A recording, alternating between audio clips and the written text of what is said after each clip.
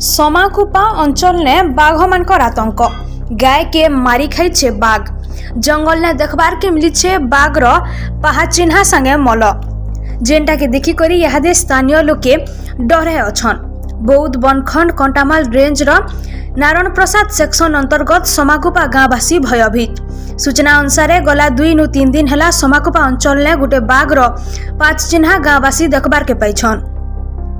सबुदिन गाँ नो जंगल के जाइतिला गाय गोरु भितरु गाय छेल हजुतुबार देखबार के पाइतिले गाँवासी।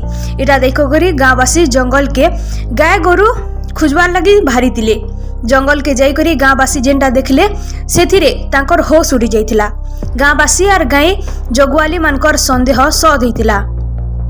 जंगल ने गाय गोरु मानकर मृतदेह अवशेष देखबार संगे बाघ रो पहाचिन्हा और मल भी देखबार के पाइछन। दूसरा आड़े जेनटा के देखी करी अंचल ने भयर वातावरण रहितबार बेल के बाघ के अंचल नु खेदबार लगी गाँवासी दाबी करिछन। दूसरा आड़े ई बाघटा कलरा पत्रिया ना महाबल बाघ सेटा वन विभाग तदंत करी लोककु सचेतनता कराबार आवश्यकता रहिছে बोली गाँवासी कहिछन। ब्यूरो रिपोर्ट गुमर टीवी।